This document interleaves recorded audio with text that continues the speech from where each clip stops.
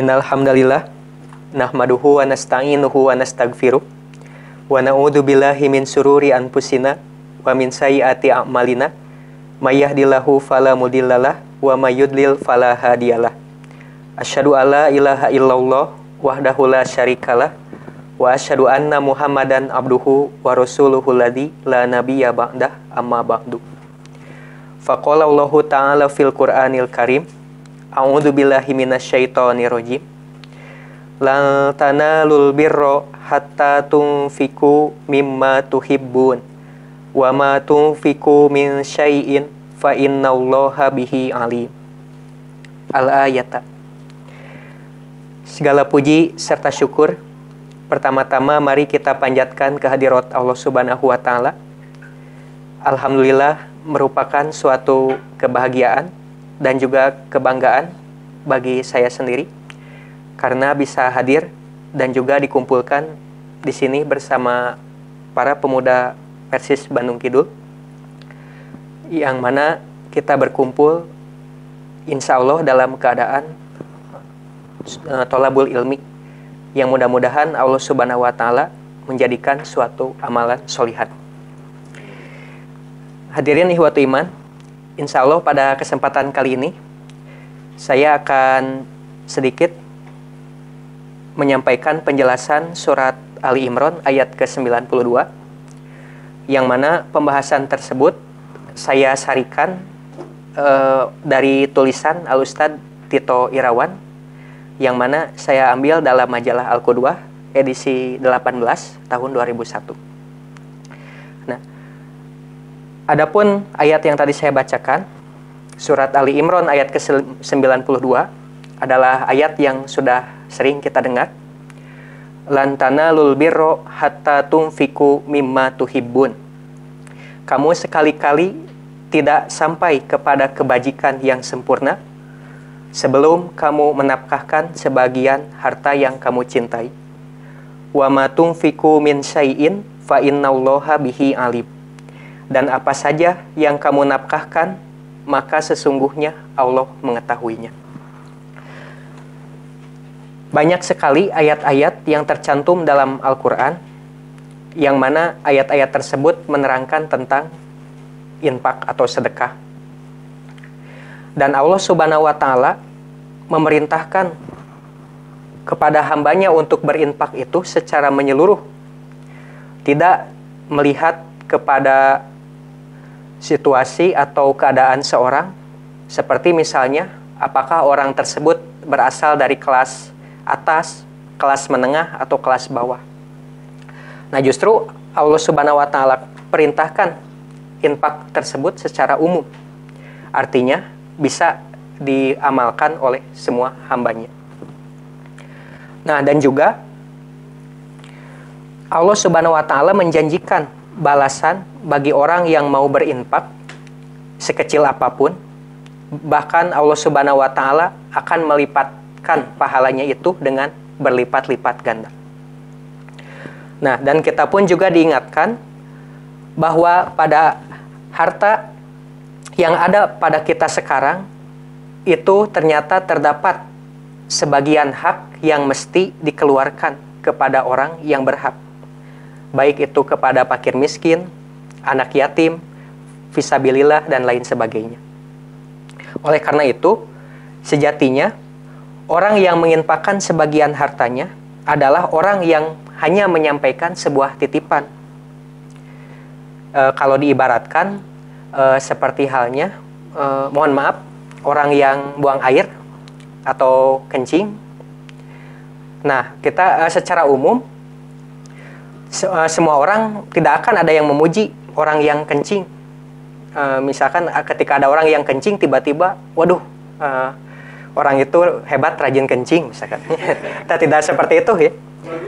Nah, artinya kencing itu bukanlah suatu kebaikan, yang artinya itu memang sebuah kebutuhan dan juga keharusan bagi manusia, karena jika tidak dikeluarkan akan menimbulkan penyakit. Nah, begitu juga dengan infak, pada hakikatnya sama seperti itu. Ketika kita mengeluarkan sebagian harta kita, baik itu yang ditetapkan ukurannya ataupun yang tidak. Nah itu pada hakikatnya seperti itu. Artinya kita hanya menyampaikan hak. Nah oleh karena itu tidak pantas bagi seorang, khususnya seorang pemberi, memiliki sifat ria, ingin dilihat oleh orang lain apa yang diberinya, atau bahkan sifat-sifat yang menunjukkan ketakaburan atau kesombongan. Hadirin ikhwatu iman, adapun untuk penjelasan selanjutnya, pada ayat tersebut ada kalimat al-birru,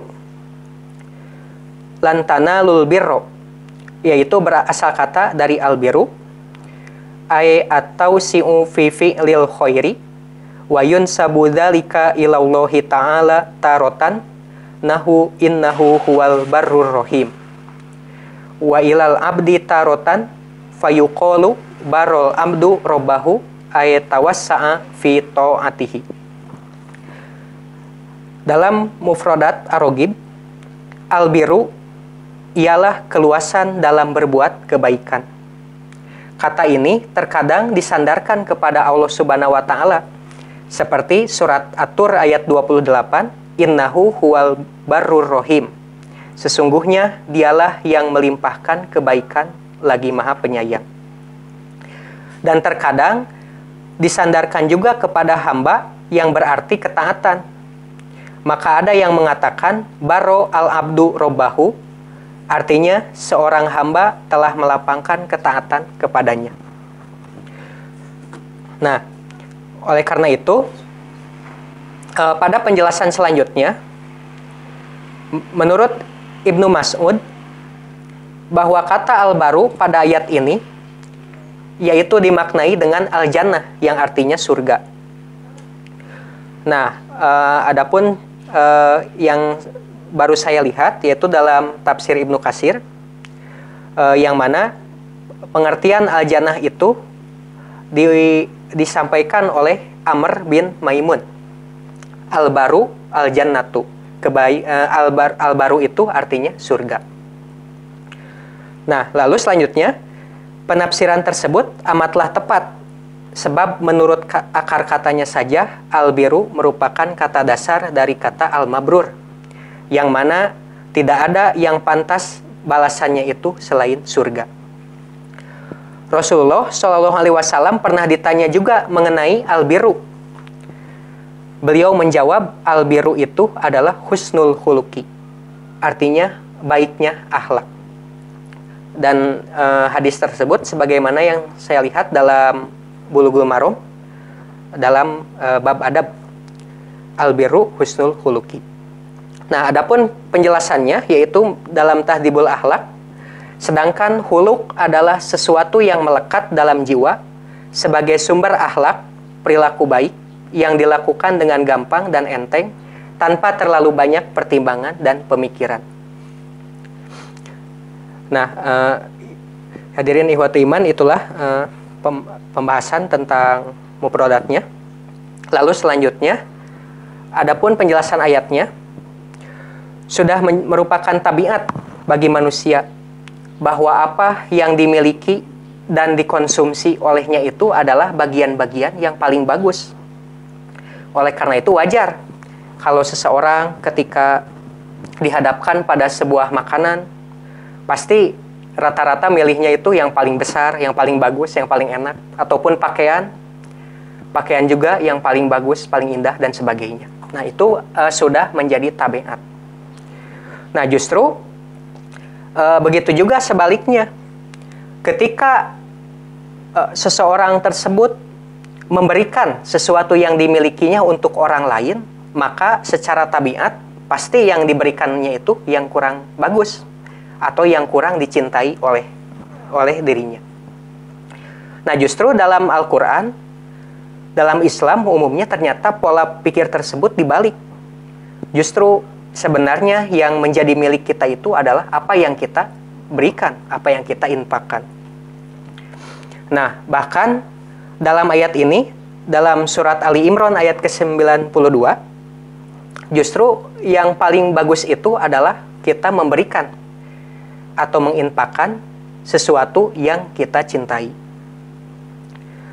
Nah, tentu saja untuk menanamkan keyakinan seperti ini hanyalah bisa ditanamkan dengan keimanan yang berdasarkan dari Al-Quran dan juga hadis. Karena kalau menurut hitungan matematika atau logika, tentu saja tidak masuk akal. Nah, lalu selanjutnya, ayat di atas menerangkan bahwa seseorang tidak akan sampai meraih pahala kebajikan sebelum ia menginfakkan sebagian dari apa yang dicintainya. Artinya, infak kepada orang lain itu merupakan lahan amal kebajikan untuk keuntungan diri sendiri yang nilainya bergantung kepada niat yang baik, kualitas, dan juga kuantitas harta yang diinfakkan. Nah, jadi berdasarkan penafsiran Ibnu Mas'ud yang tadi, menurut Ibnu Mas'ud bahwa al-baru itu artinya al-jannah, surga. Lalu disambung lagi dengan hadis Rasul bahwa al-biru husnul huluki, yang artinya infak yang membawa ke surga itu yaitu infak yang mana sudah biasa atau sudah menjadi akhlak dilakukan dalam keseharian, yang mana si pelakunya itu tidak perlu mempertimbangkan kembali, memikir-mikirkan kembali untung ruginya. Nah, karena sudah menjadi akhlak, maka menjadi enteng. Nah, itulah yang dimaksud dengan al-birru. Nah, hadirin ikhwatul iman, adapun kita lihat salah satu contoh para sahabat, khususnya yang mana menunjukkan akan begitu semangatnya dan antusiasnya para sahabat, khususnya dalam hal infak. Salah satu contohnya, di dalam riwayat Imam Ahmad dari Anas bin Malik, ia berkata, Kana Abu Tolhata aksaro ansoriyin bil Madinati malan. Abu Tolhah adalah orang Ansor di Madinah yang paling banyak hartanya. Wa kana ahabba amwalihi ilaihi bayroha'u. Dan harta yang paling dicintainya adalah kebun kurma yang diberi nama Bayruha. Wa kanat mustaqbilatal masjidi. Kebun itu tersebut menghadap Masjid Nabi Shallallahu Alaihi Wasallam. Wa kana Nabiyyu Shallallahu Alaihi Wasallam yadukhuluha wa yashrobu min ma'i fiha toyibin. Dan Nabi pun suka masuk dan minum di sana. Qala Anasun, Anas mengatakan, falamma nazalat lantana lul birro hatta tunfiku mimma tuhibun. Maka ketika turun ayat tidak akan mencapai suatu kebajikan yang sempurna sehingga engkau menginfakkan yang engkau cintai. Qala Abu Tolhata, maka Abu Tolha berkata, Ya Rasulullahi, innallaha yaqulu lan tanalul birra hatta tunfiku mimma tuhibbun. Ya Rasulullah, sesungguhnya Allah Subhanahu wa taala telah berfirman bahwa belum mencapai tingkat mabrur suatu amal sebelum menginfakkan sebagian harta yang paling dicintainya. Wa inna ahabba amwali ilayya bayroha'u. Dan sedangkan harta yang paling aku cintai adalah bayruha, kebun kurma tadi. Wa innaha sodaqotun lillahi arju biroha wa duhroha indaullahi ta'ala. Kebun itu aku infakkan karena Allah, aku mengharap kemabruran dan simpanannya di sisi Allah Subhanahu wa taala. Fadoha ya Rasulullahi haitsu arokallahu ta'ala. Faqala Nabiyyu sallallahu alaihi wasallam, bah da kamalun robihun, da kamalun robihun. Sedangkan harta yang aku cintai adalah bayruha. Kebun itu aku infakkan karena Allah, aku mengharap kemabruran dan simpanannya di sisi Allah Subhanahu wa taala. Gunakanlah harta ini ya Rasulullah untuk di jalan Allah. Nabi Shallallahu Alaihi Wasallam bersabda, bagus itu adalah harta yang akan mendatangkan keuntungan. Itulah harta yang akan mendatangkan keuntungan. Lalu Rasul meneruskan kembali, faqala Nabiyyu Shallallahu Alaihi Wasallam, faqala Nabiyyu Shallallahu Alaihi Wasallam, wa ana aro an taj'alaha fil aqrabin. Lalu Rasul meneruskan kembali, menurutku bagikanlah harta itu pada kerabatmu. Faqala Abu Tolhata af'alu ya Rasulullah. Maka Abu Tolha menjawab, terserah Anda ya Rasulullah. Faqasamaha Abu Tolhata fi aqoribihi wa bani ammihi. Kemudian Abu Tolha membagikan harta tersebut kepada kerabat dan anak-anak pamannya, sebagaimana yang diambil dalam tafsir Ibnu Katsir. Nah, itulah salah satu contoh yang diamalkan oleh sahabat, khususnya Abu Tolha, ketika mendengar turun ayat surat Ali Imran tersebut. Ternyata langsung Abu Tolha pun menginfakkan kepada Rasul harta yang paling dicintainya, yaitu sebuah kebun, yang mana kebun tersebut diberi nama Bairuha. Ikhwatu iman, itulah salah satu contoh yang tentunya harus menjadi teladan bagi kita. Ternyata kalau kita membandingkan dengan para sahabat, dengan amalan para sahabat, begitu sangat jauhnya, baik dari segi keyakinan, semangat, atau bahkan jumlah kuantitasnya. Seolah-olah sahabat itu tidak akan bertemu lagi dengan hari esok, sehingga ketika mendengar perintah untuk berinfak, maka langsung dikeluarkan begitu saja tanpa berpikir panjang. Nah, tentu saja ini jadi pelajaran bagi kita. Sebesar apapun harta yang kita miliki, kalau kita membandingkan dengan sahabat, ternyata belum ada apa-apanya. Nah, oleh karena itu, ini harus menjadi acuan bagi kita semua dan menjadi pendorong kita supaya lebih semangat lagi. Nah, yang terakhir, infak yang paling utama, yaitu sebagaimana dalam hadis riwayat At-Tabrani, afdolus sodakoti ala dzirrohimi al-kashihi. Seutama-utama sedekah adalah kepada kerabat dekat yang membencimu.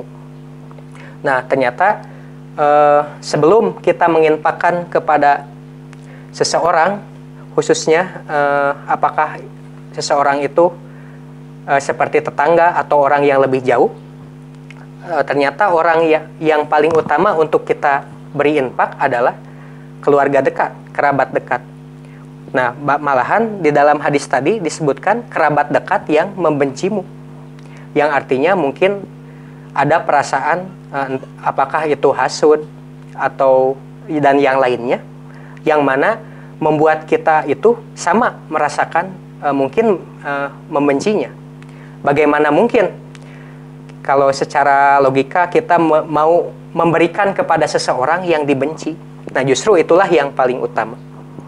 Nah, hadirin ikhwatu iman, itu saja yang dapat disampaikan. Mudah-mudahan bisa bermanfaat. Mohon maaf atas segala kekurangannya dan terima kasih atas perhatiannya. Ditutup saja dengan doa, Robbana atina fid dunya hasanah wa fil akhirati hasanah wa qina adzabannar. Aqulu qouli hadza wa astaghfirullah li wa lakum. Assalamualaikum warahmatullahi wabarakatuh.